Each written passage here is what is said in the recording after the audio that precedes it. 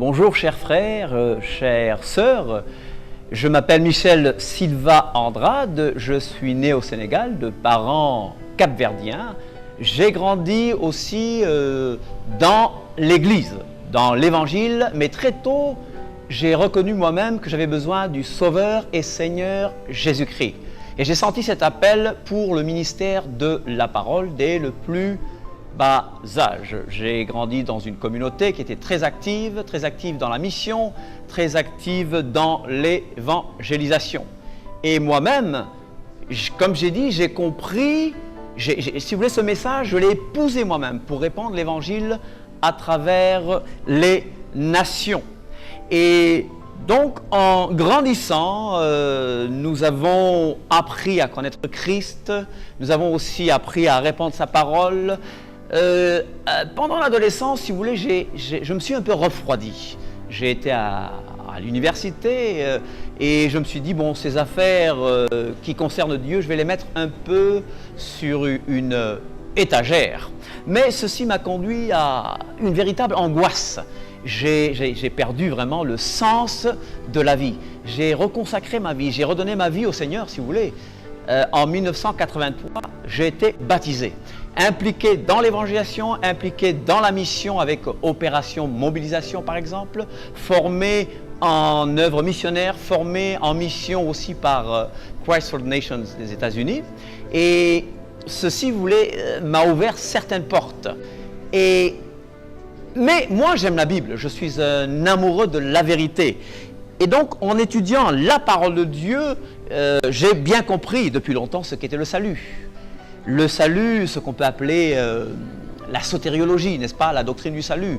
Elle est claire et les chrétiens évangéliques présentent cela très bien. Mais en même temps, il y a quelque chose qui manque. Je regarde un peu l'état de l'Église.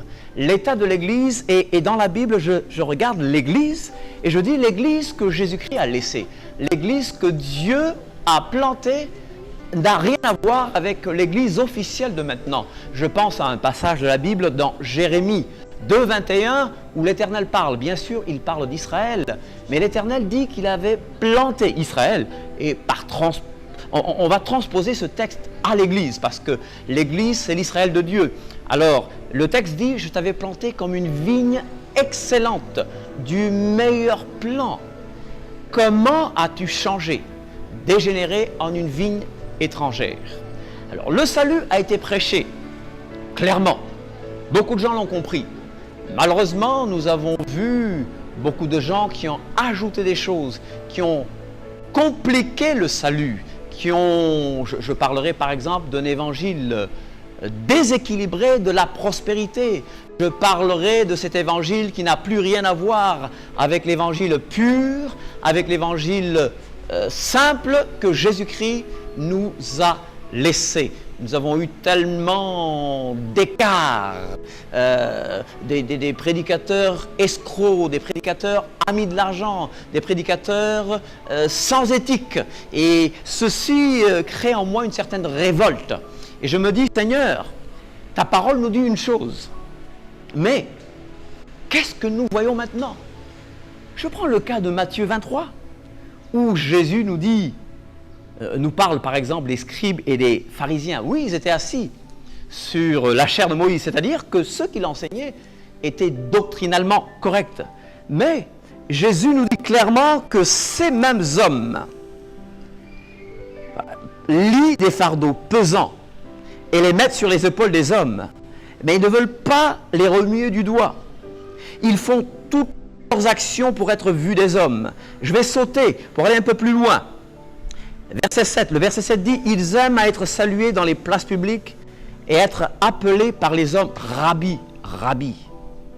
Mais vous, ne vous faites pas appeler rabbi, car un seul est votre maître et vous êtes tous frères.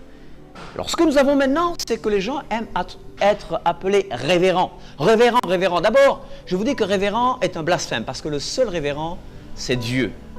Révérend veut dire digne d'être vénéré, digne d'être révéré. Et seul Dieu peut être digne d'être vénéré. Et donc, je lis la parole de Dieu, je fais une comparaison. Et il y a une grande différence entre ce que Jésus dit, il y a une grande différence entre ce qui est écrit dans la parole de Dieu et ce que nous voyons dans les églises traditionnelles. Avec ce que nous voyons dans les églises bâtiments. L'église bâtiment, c'est une église qui est intimement liée au bâtiment. Église bâtiment, c'est un système où on dit que sans bâtiment, on ne peut pas avoir d'église. Église institution, c'est une église où on dit qu'il faut payer un pasteur, qu'il faut avoir l'argent des missions. Mais ça n'a rien à voir avec ce que je vois dans cette parole.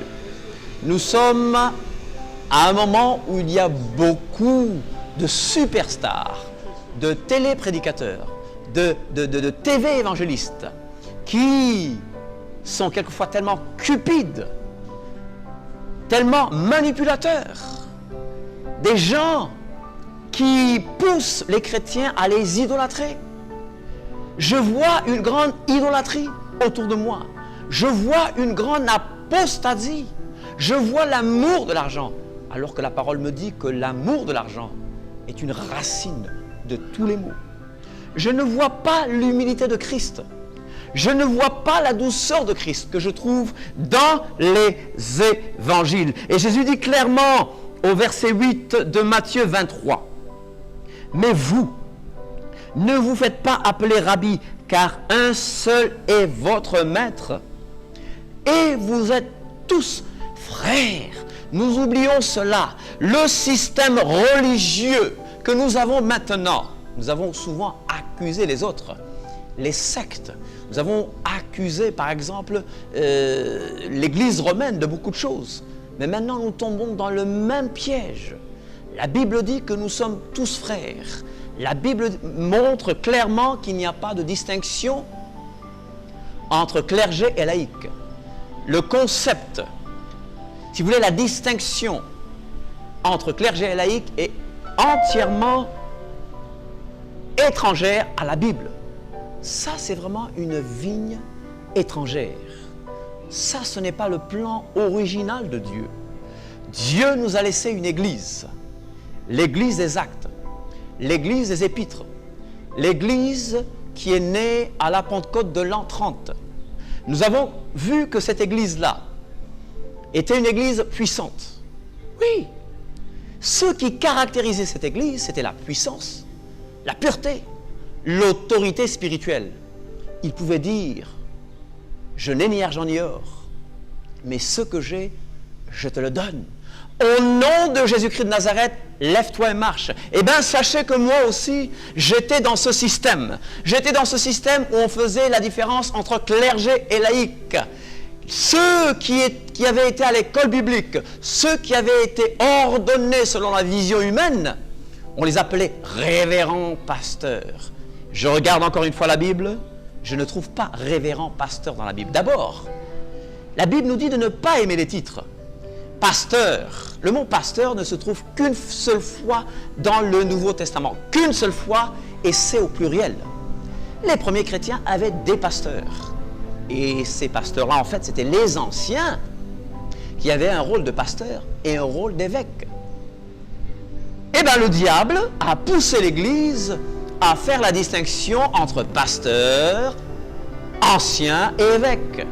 Si vous voulez, l'évêque, on l'a séparé du pasteur, et l'évêque a commencé à être à la tête d'une église, puis à la tête de plusieurs églises, c'est devenu l'évêque diocésain. Mais je dis encore une fois, ceci est totalement étranger à ce que Dieu nous a laissé.